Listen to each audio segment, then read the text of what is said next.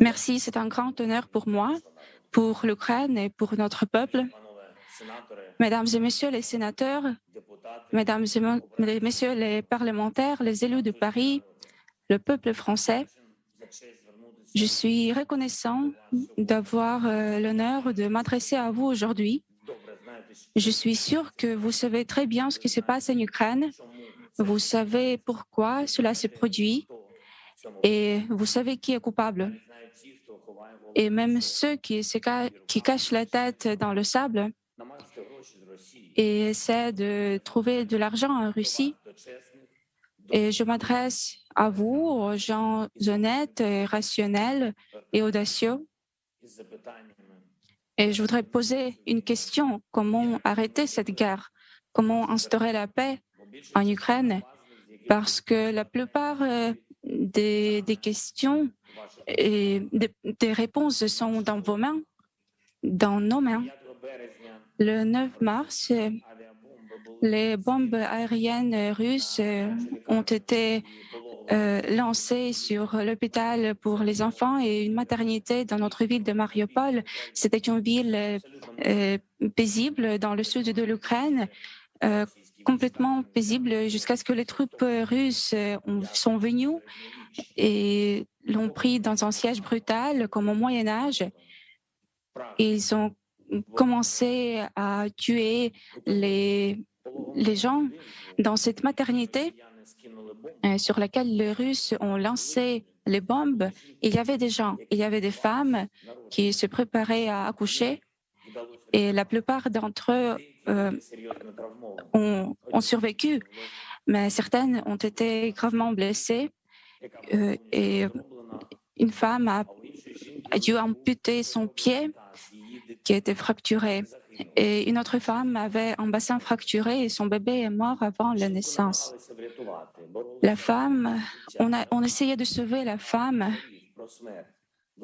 Elle demandait les médecins de laisser mourir, de ne pas l'aider. Elle ne voyait pas de raison pour vivre. Elle est morte. En Ukraine, en Europe, en 2022, quand des centaines de millions de personnes ne peuvent pas penser que le monde pouvait être détruit, et je vous demande d'observer une minute de silence à l'honneur, à la mémoire des milliers d'Ukrainiens et d'Ukrainiennes qui ont été tués à la suite de l'invasion russe du territoire ukrainien.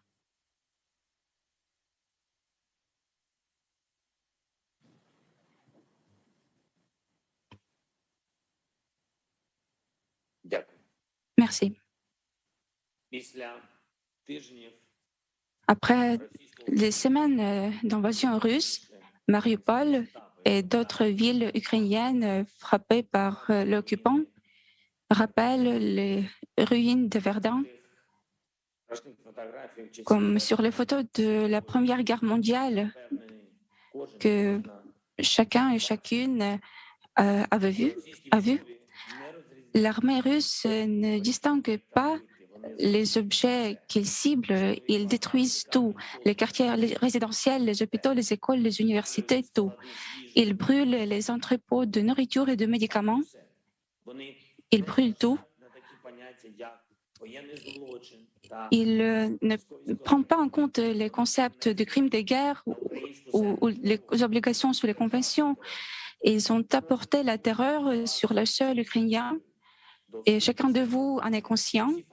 Vous avez toutes les informations, tout est disponible, tous les faits sur les femmes violées par les militaires russes dans les zones temporairement occupées, sur les réfugiés qu'ils tuent sur les routes, sur les journalistes qu'ils tuent, sachant exactement que ce sont des journalistes, sur les anciens qui ont survécu l'Holocauste et sont maintenant obligés de fuir dans les abris anti-bombes des frappes russes. L'Europe n'a pas vu, depuis 80 ans, l'Europe n'a pas vu ce qui se passe en Ukraine. Il y a des gens désespérés qui supplient de mourir. En 2019, quand je suis devenu président, il y avait déjà un format pour les négociations avec la Fédération de la Russie, c'était un format Normandie, le format des négociations qui devrait mettre fin à la guerre dans le Donbass, la guerre à l'est de l'Ukraine qui dure depuis 8 ans, malheureusement. Et 4 États ont participé au format Normandie, l'Ukraine, la Russie, l'Allemagne et la France. 4, mais ils représentaient tout le monde entier, les positions du monde entier, toutes les positions. Quelqu'un le soutenait et quelqu'un essayait de retarder le processus et il voulait le perturber, mais il semblait important que le monde soit toujours à cette table Normandie.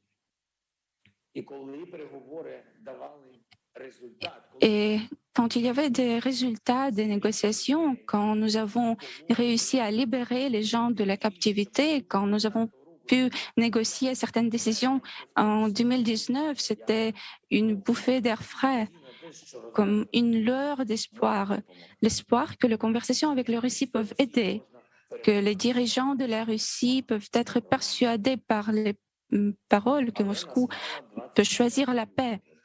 Mais le 24 février est venu, le jour qui a barré tous les efforts.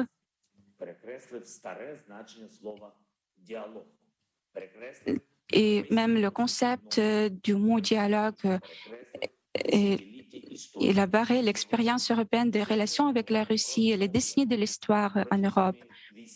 Tout cela a été bombardé par les troupes russes, écrasé par l'artillerie russe et brûlé après les tirs de missiles russes. On n'a pas trouvé de vérité dans les bureaux et on est obligé de chercher la vérité sur le champ de bataille. Alors, qu'est-ce qui nous reste? Nos valeurs, l'unité et la détermination de défendre notre liberté commune pour Paris et pour Kiev, pour Berlin et Varsovie, pour Madrid et Rome, pour Bruxelles et Bratislava. Les bouffées d'air frais ne nous aideront pas. Et nous devons agir ensemble, faire la pression ensemble pour faire la Russie à chercher la paix.